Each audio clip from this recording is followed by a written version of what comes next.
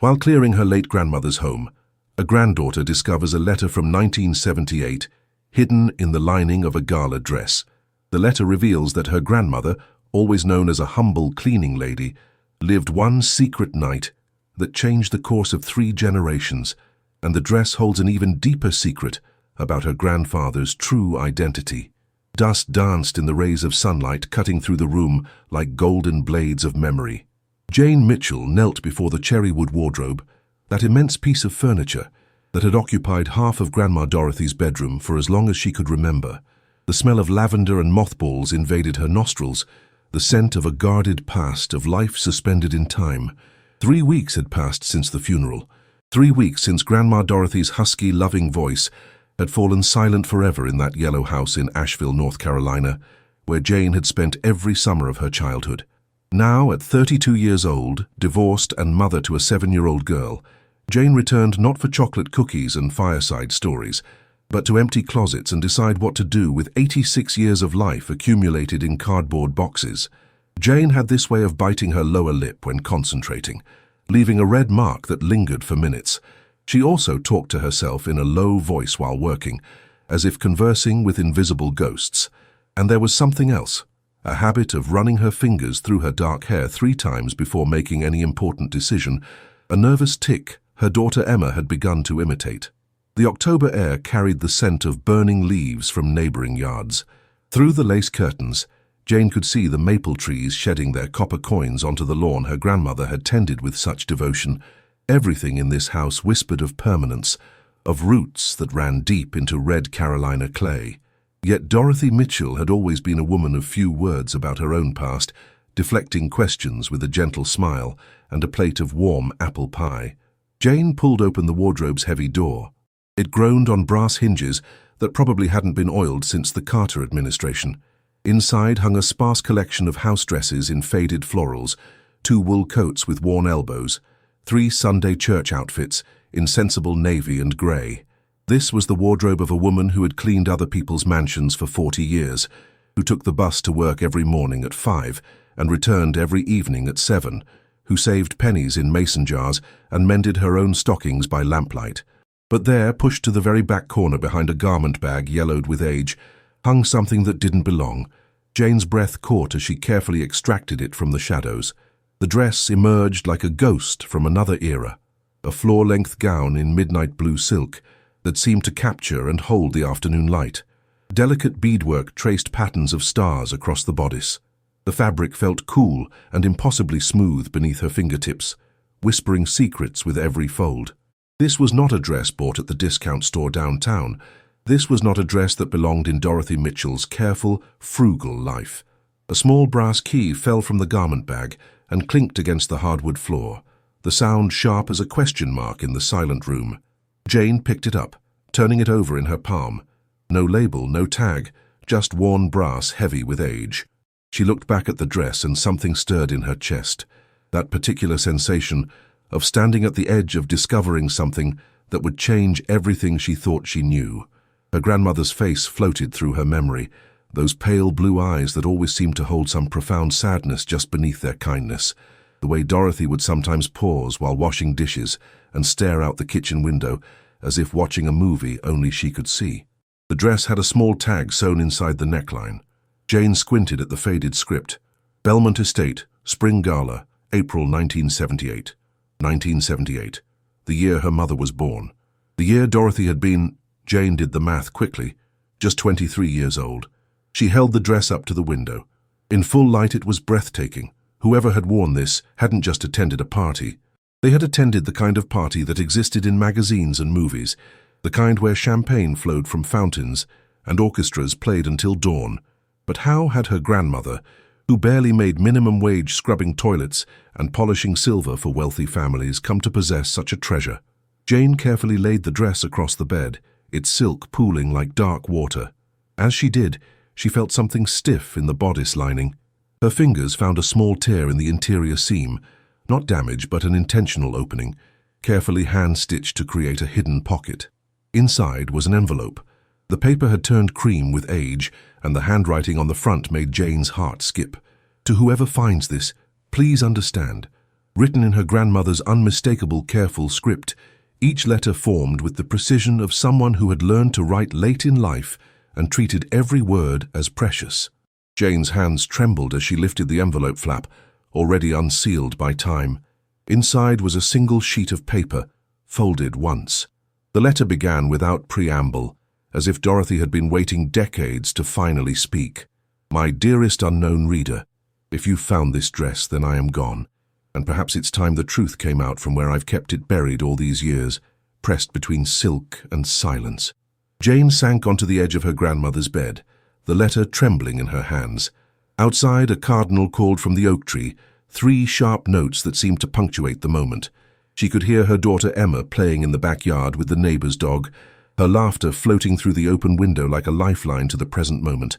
But Jane's eyes were already pulling her backward through time, following her grandmother's words into a past she had never known existed. The letter continued in that same careful handwriting, each sentence a small revelation. I need you to know that I was not always the woman you knew. There was a night, just one night, when I was someone else entirely. Or perhaps I was more myself than I had ever been allowed to be. I was 23 years old and I was invisible. I cleaned the Belmont estate 6 days a week, scrubbing marble floors and polishing chandeliers, in a mansion so large you could fit 20 of the houses I grew up in inside its walls. Mr. Richard Belmont owned half the textile mills in North Carolina. His wife came from old Charleston money. Their parties were legendary, senators, movie stars, business tycoons flying in from New York and Atlanta. Jane's mind raced. The Belmont Estate. She knew that name. Everyone in Asheville knew that name. The mansion still stood on the north side of town, a sprawling Gothic revival masterpiece that had been converted into a museum in the 90s after the family's fortune dissolved in scandal and bad investments.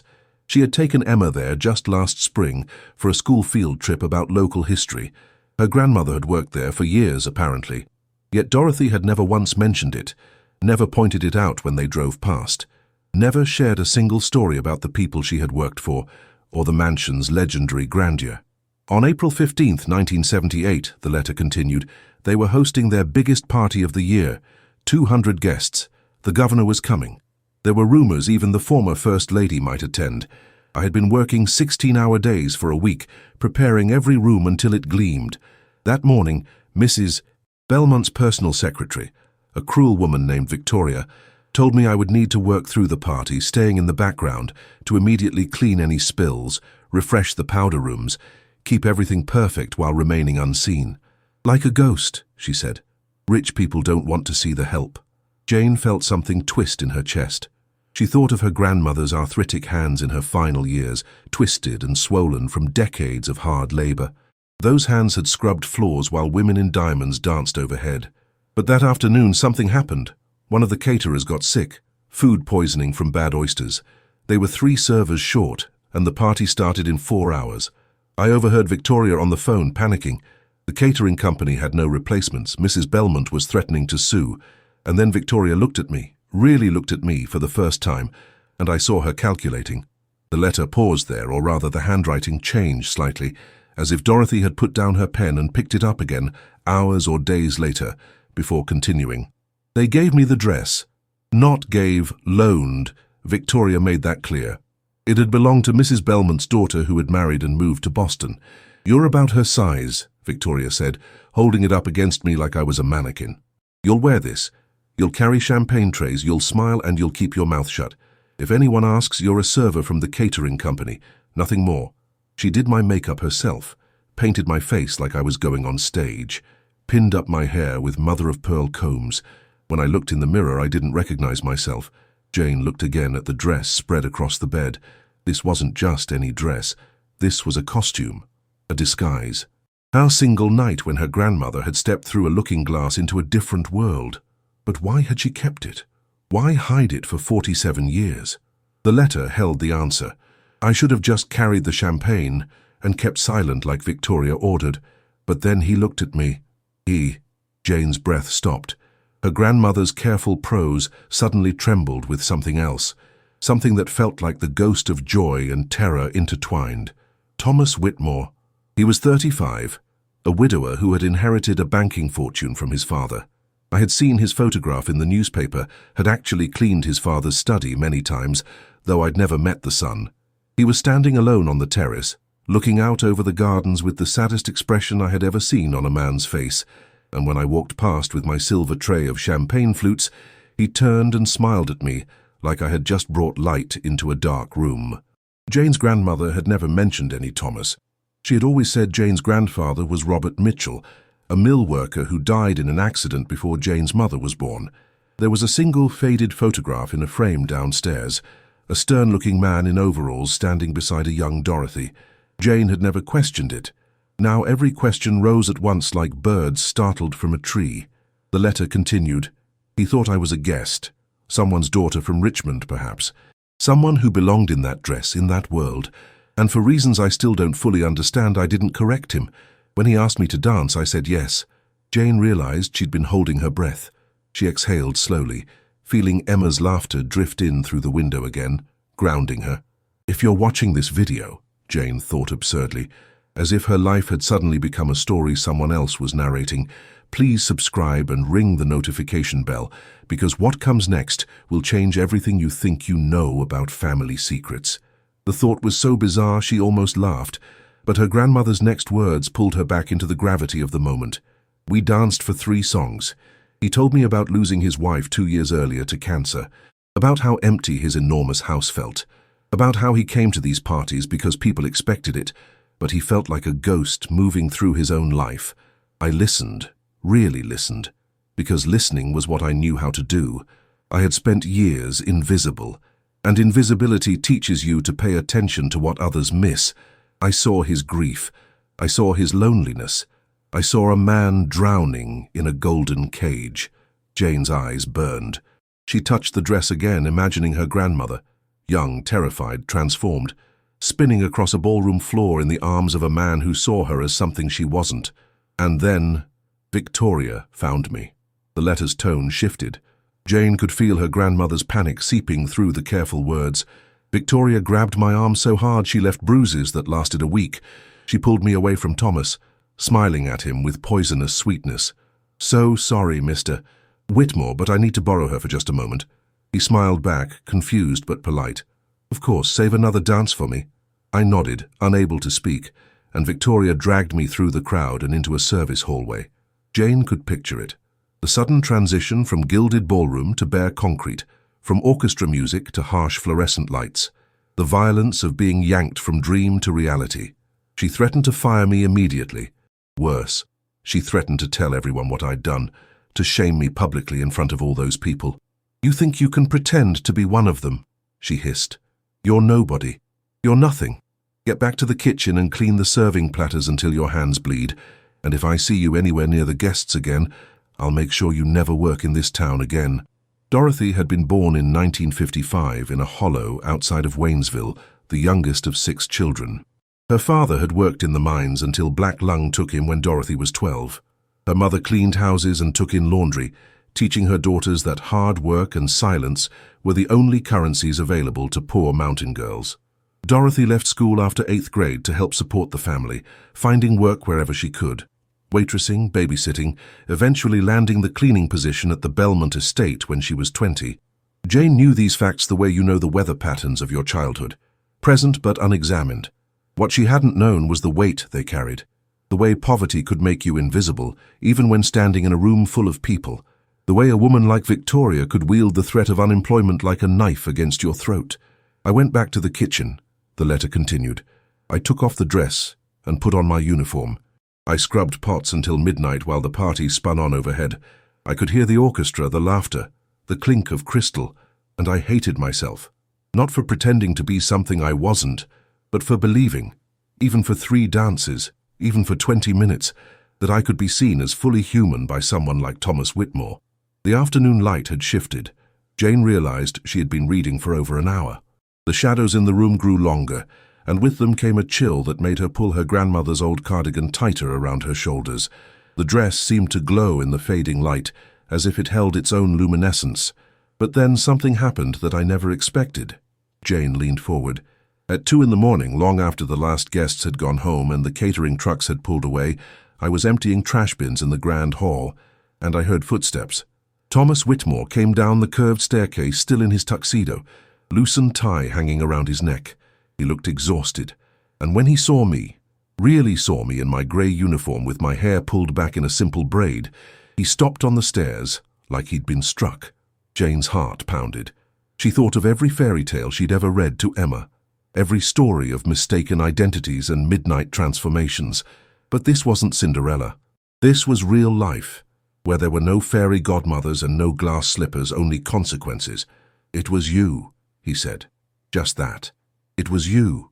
And I nodded, unable to meet his eyes. I started to apologize, to explain, but he held up his hand. "Don't," he said. "Please don't apologize for being the first real person I've talked to in 2 years." He came down the rest of the stairs and stood in front of me. We were the only two people in that enormous house. Outside, the night pressed against the windows like a held breath. The brass key sat on the nightstand where Jane had placed it.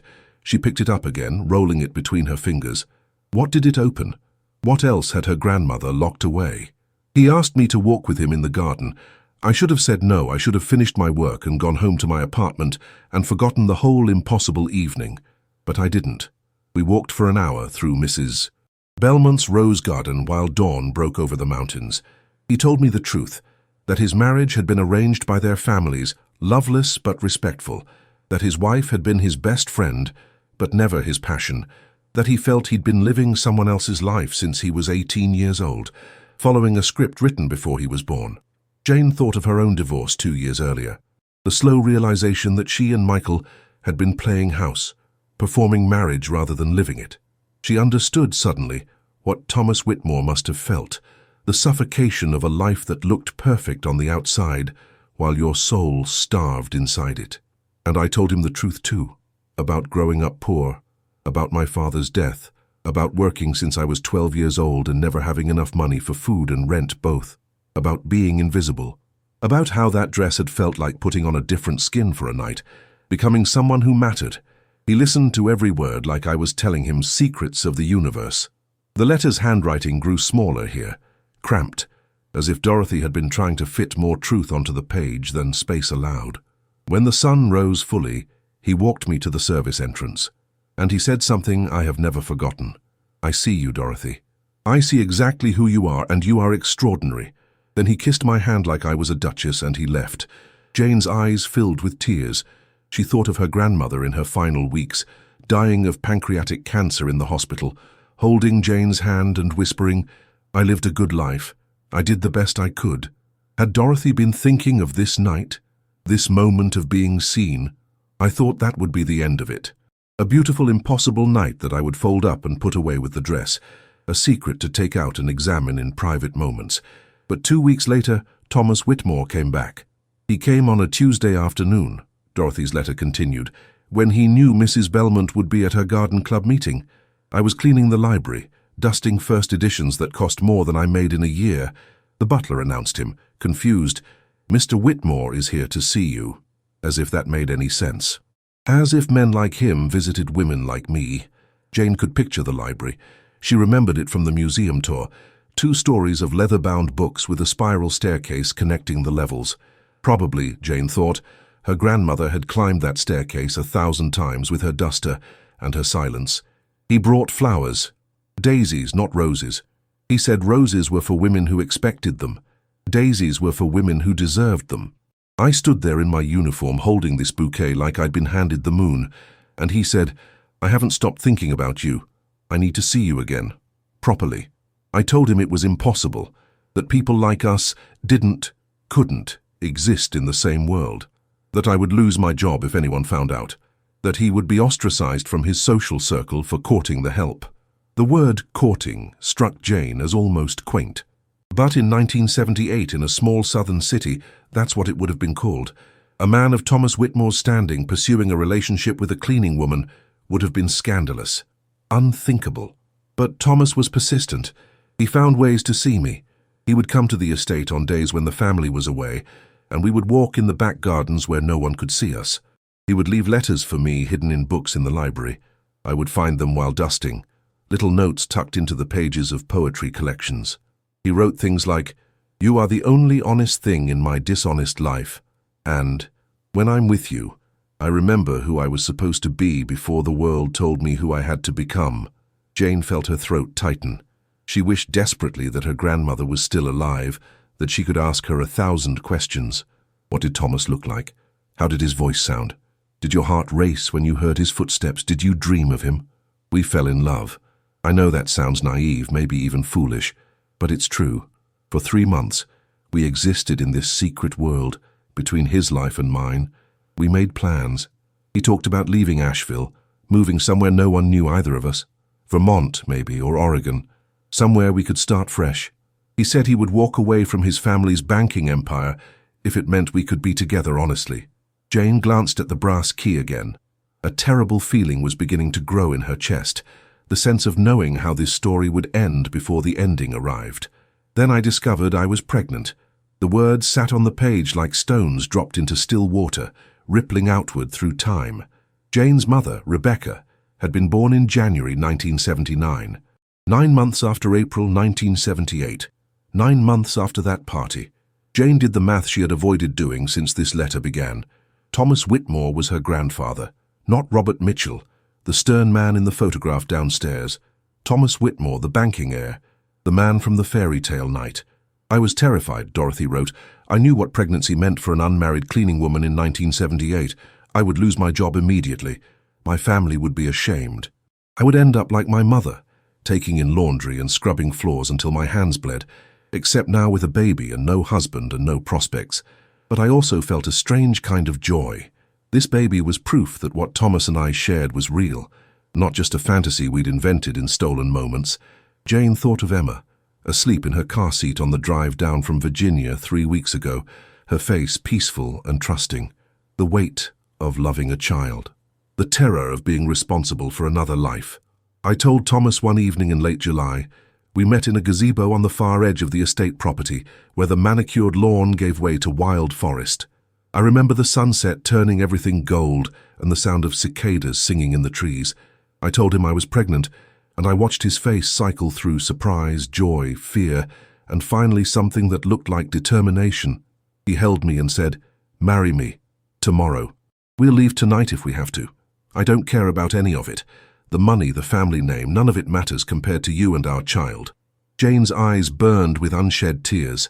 She wanted so badly for the story to end there, for them to have run away together, for her grandmother to have had the life she deserved. But the dress was hidden in the back of a closet, and Dorothy had lived and died as Dorothy Mitchell, not Dorothy Whitmore. I said yes, the letter continued. We made plans to leave the following Thursday. Thomas would tell his family he was taking a business trip. I would pack my few belongings and meet him at the train station at dawn. We would go to his cousin's house in Portland, get married there, start our new life far from North Carolina and its crushing expectations. The letter's handwriting grew shakier here, as if Dorothy's hand had trembled remembering what came next. On Wednesday night, the night before we were supposed to leave, Victoria found one of Thomas's letters. I had been careless, distracted by planning our escape. I'd left it in my apron pocket instead of burning it immediately like I usually did. She read it. She understood everything, and she went directly to Thomas's family. Jane closed her eyes.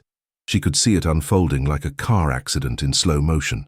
Thursday morning at 5, I was at the train station with my cardboard suitcase.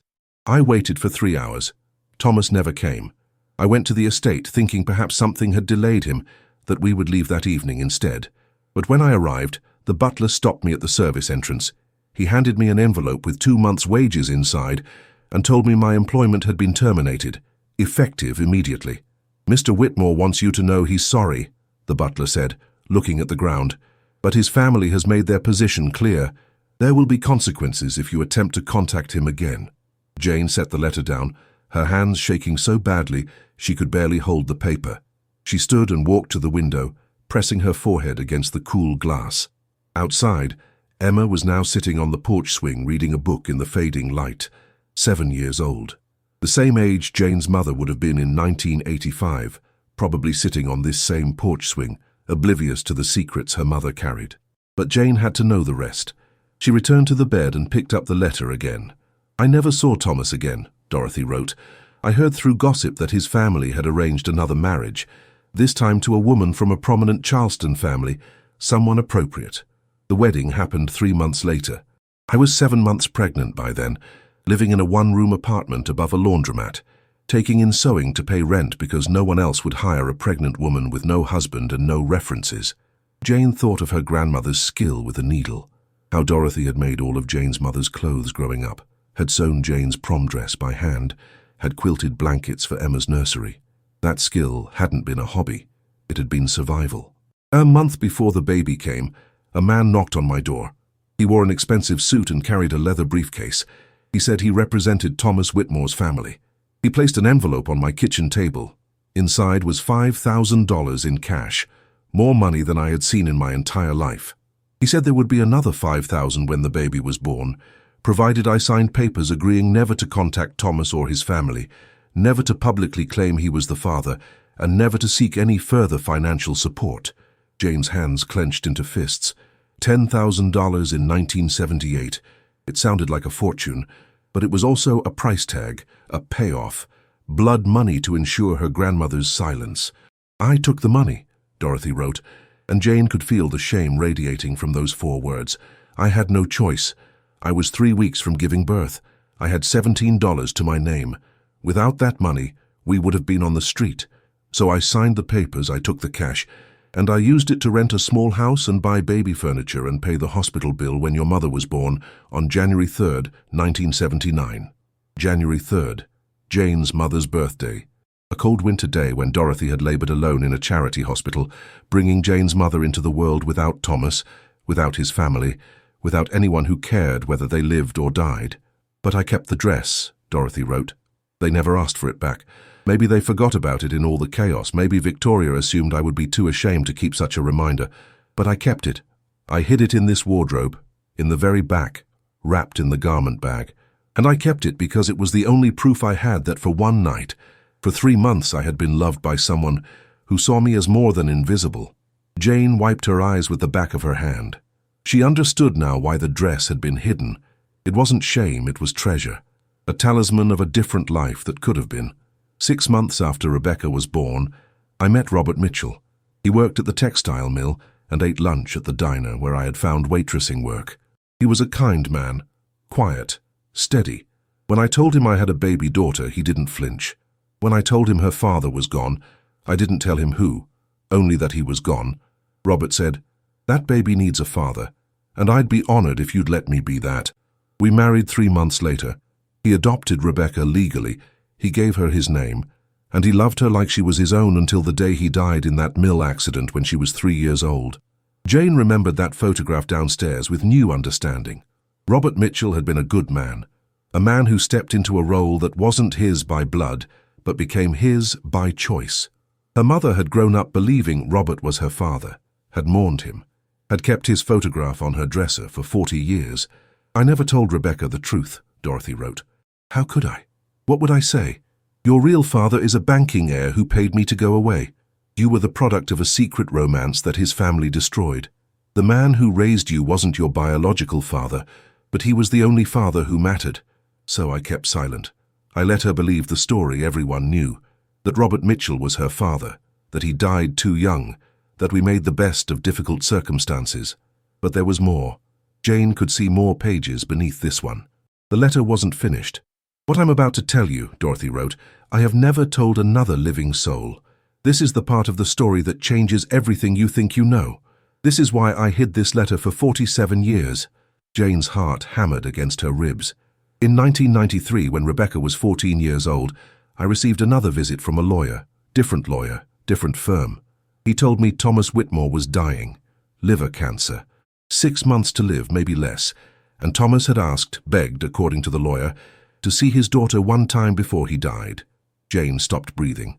The lawyer said Thomas had never forgotten us, that he had thought about us every day for 15 years, that his marriage had been loveless, producing no children, that his family's banking empire had crumbled in bad investments and scandals, that he was dying alone in a house he hated, and his one wish before the end was to meet the daughter he had never known.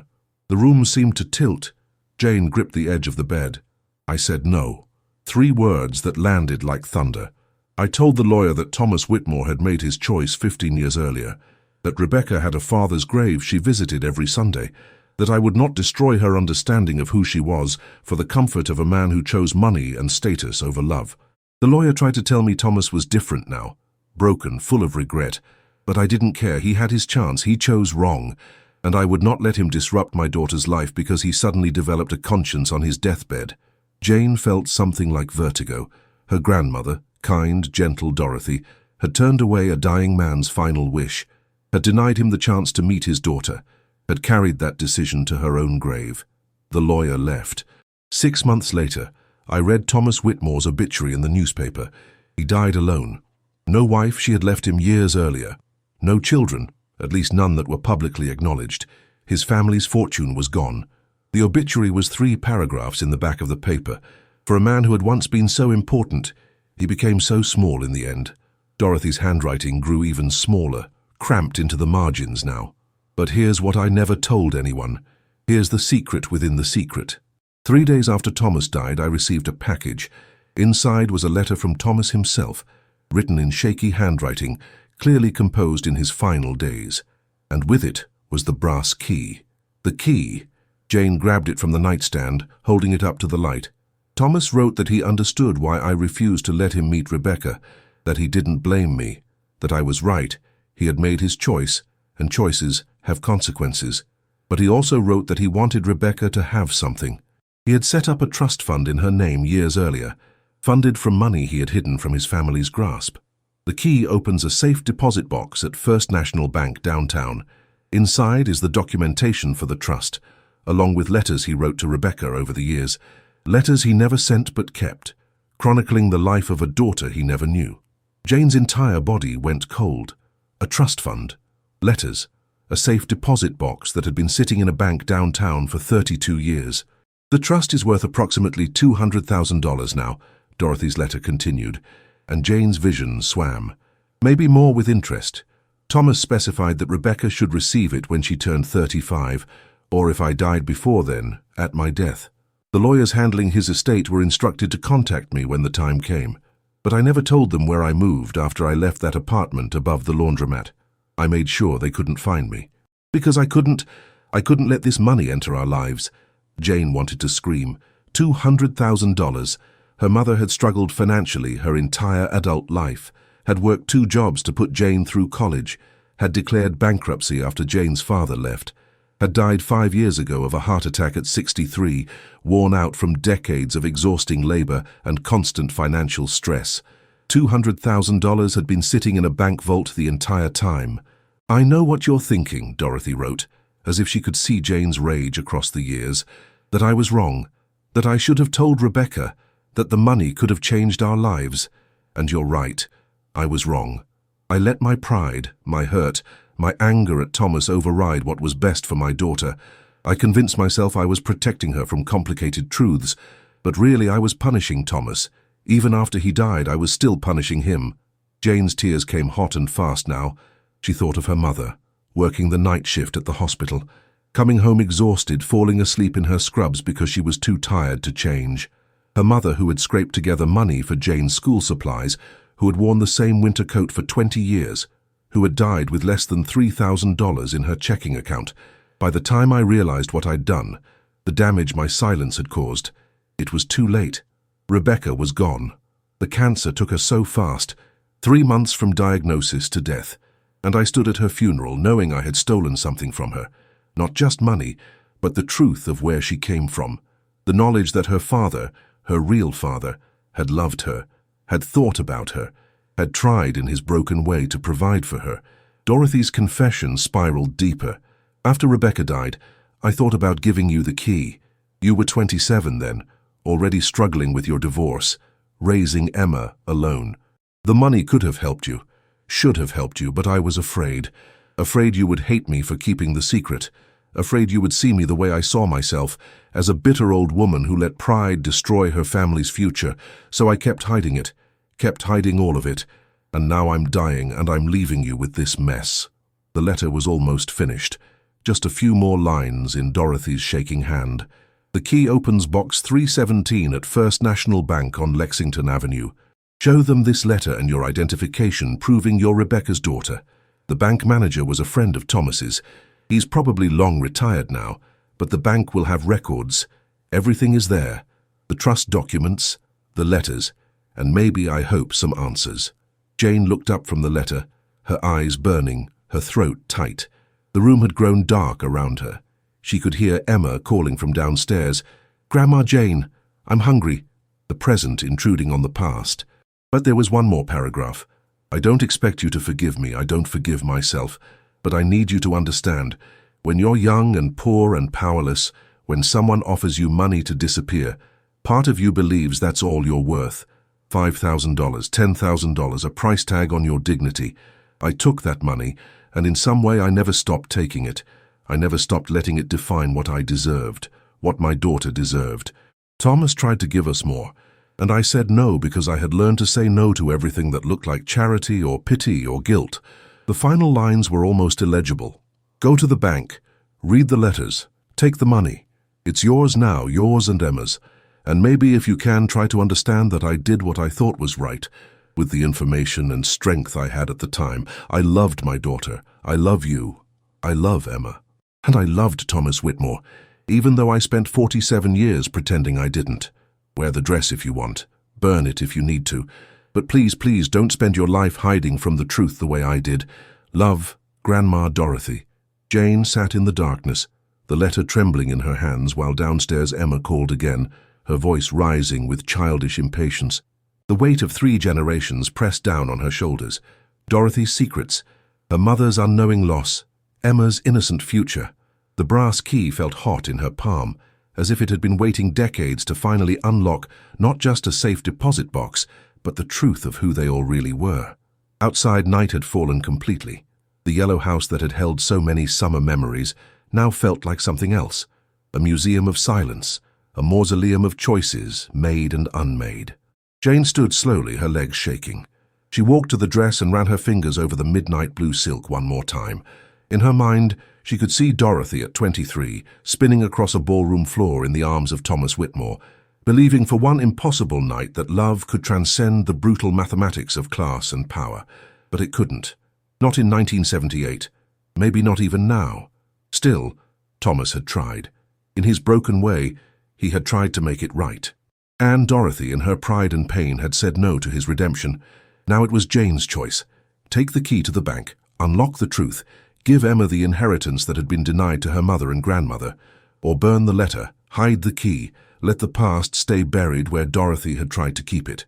Jane stood at the window of First National Bank 3 days later, watching October rain slide down the glass like tears the building was crying for all the secrets it had held. Emma sat in a chair beside her, swinging her legs and humming, oblivious to the way Jane's hands shook as she filled out the paperwork. The bank manager, a woman in her 50s named Patricia, had been surprisingly kind when Jane presented the letter and the key. "Oh," Patricia had said softly, reading Dorothy's words. "Oh, you're Dorothy Mitchell's granddaughter. I'm so sorry for your loss." Then, even more softly, "Thomas Whitmore was my father's best friend. I was just a teller back when this box was established. I remember the day he came in. He looked like he was trying to put his soul into a metal box for safekeeping." Now Patricia returned with a long safety deposit box, setting it on the table in the private room with a gentle reverence usually reserved for caskets. "Take all the time you need," she said, squeezing Jane's shoulder before leaving them alone. Jane stared at the box for a long moment. Emma looked up from her book. "What's in there, Mama?" "History," Jane said quietly. "Family history." She lifted the lid. Inside were dozens of envelopes, each one labeled with a date and a brief note. Rebecca, age 1 month. Rebecca, age 6 months. Rebecca, age 2 years. The letters spanned from 1979 to 1993, 15 years of one-sided correspondence from a father to a daughter who never knew he existed. Jane opened the first one, dated February 1979. Thomas's handwriting was elegant, educated, each letter formed with care. "My dearest Rebecca, you are 1 month old today. I don't know if you'll ever read this. I don't know if I have the right to call you mine when I failed so completely to fight for you and your mother. But I want you to know that you exist in my thoughts every moment of every day. I imagine your mother singing to you. I imagine your first smile. I imagine everything I'm missing, and it breaks me. Jane couldn't read any further. She set the letter down and picked up another.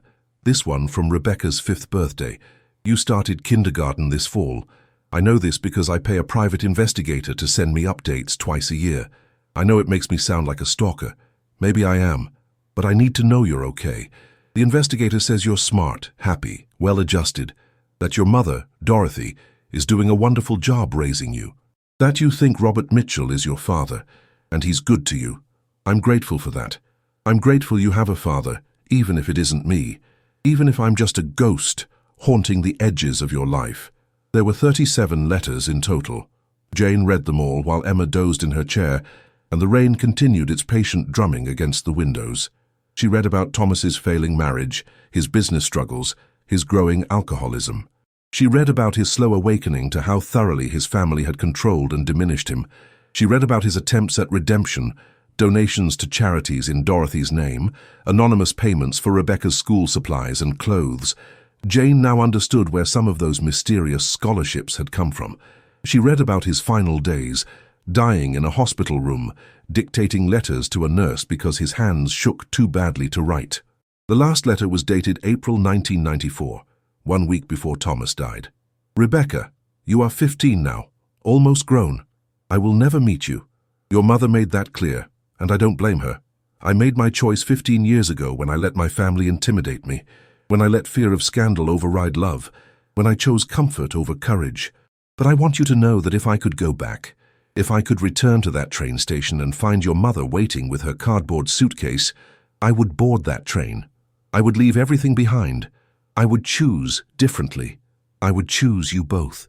I hope you have a beautiful life, Rebecca. I hope you find someone who loves you the way I loved your mother, the way I should have fought to keep loving her. I hope you're braver than I was. I hope you choose love when it matters most. Your father, though I didn't earn the title, Thomas Jane folded the letter carefully and placed it back in the envelope. Beside the letters was the trust documentation. Patricia had been right. It was now worth $214,000, and one more item, a photograph. Jane picked it up with trembling fingers. It showed a young man in a tuxedo and a young woman in a midnight blue dress, standing in a garden at dawn. The woman's face was turned toward the camera, and Jane saw her grandmother's features, younger, unlined by hardship, luminous with something that looked like hope. The man's face was partially in shadow, but Jane could see his profile, the way he looked at Dorothy like she was the only thing in the world that mattered. Someone had taken this photograph on that morning after the party. Thomas must have asked the gardener or a servant to capture the moment. He had kept it for 15 years. And now Jane held it in her hands, proof that it had all been real.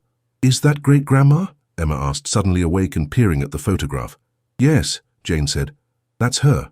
She's pretty. Who's the man?" Jane looked at her daughter's curious, open face. 7 years old, the age where you still believe adults have all the answers. The age before you learn that most of life is just people stumbling through, making mistakes, trying their best with incomplete information and wounded hearts.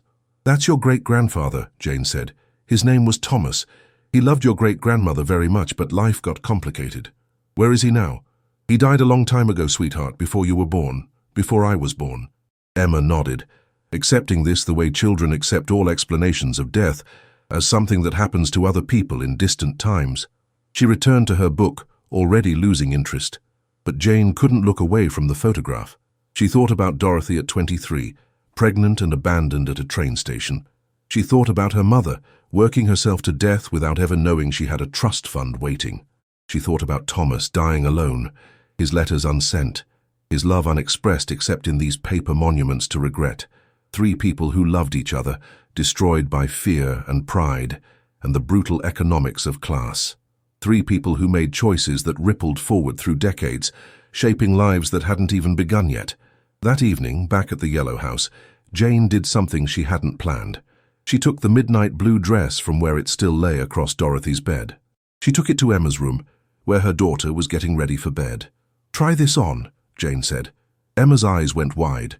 "Really? It's so fancy." The dress was too big, of course. Emma was 7, all knobby knees and skinny arms, but Jane pinned it here and there, and they stood together in front of the mirror, Emma swimming in vintage silk, Jane standing behind her with her hands on her daughter's shoulders. "This dress has a story," Jane said. "Your great-grandmother wore it one night when she was young.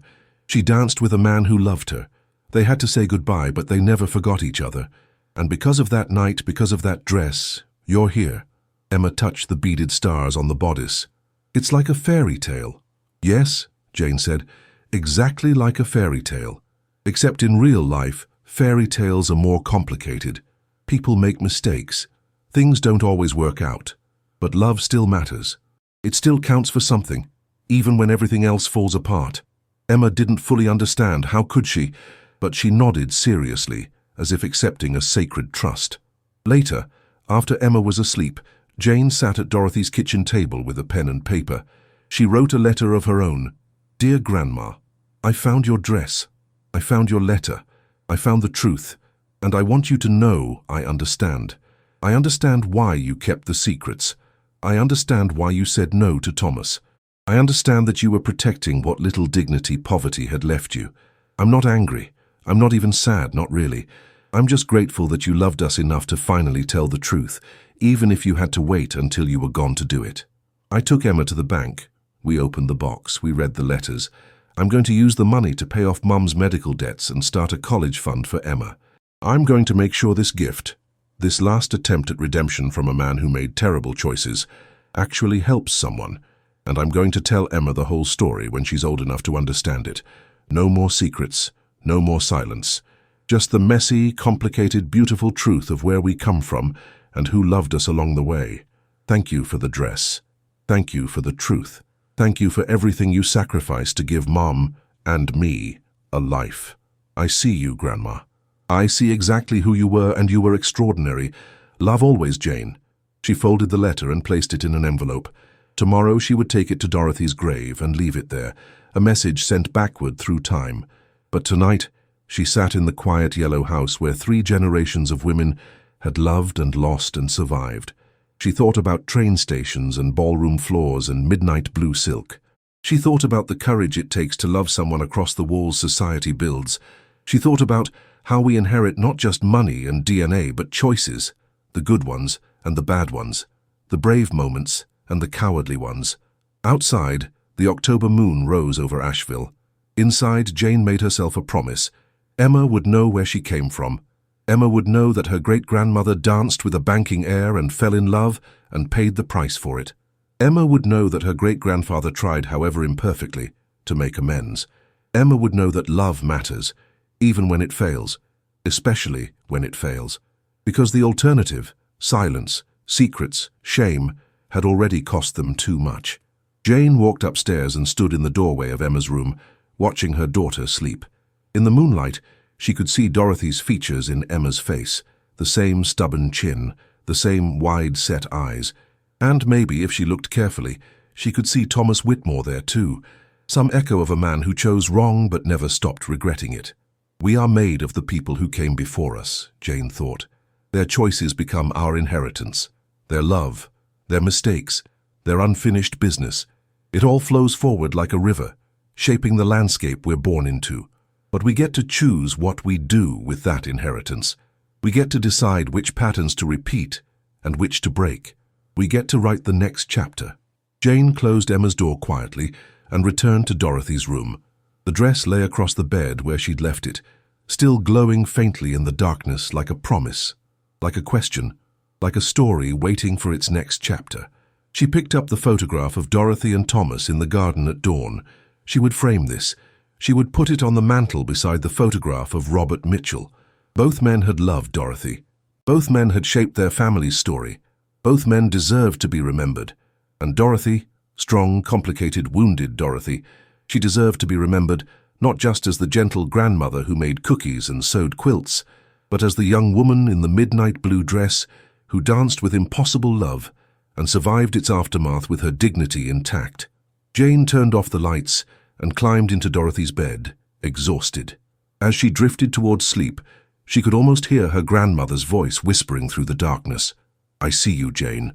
I see exactly who you are, and you are extraordinary." And for the first time since Dorothy's death, Jane smiled. If this story moved you, share it with someone who needs to know that love matters, even across decades, even across silence, even when everything else falls apart. Because the truth is, we're all carrying letters from people who loved us imperfectly. We're all descendants of impossible romances and difficult choices. And maybe, if we're brave enough to open those letters, to read those truths, we can finally understand that being seen, truly seen, even for one night, even for 3 dances, even in secret, is worth more than all the dignity poverty tries to steal from us. We all deserve to be extraordinary, even when the world tells us we're invisible, especially then.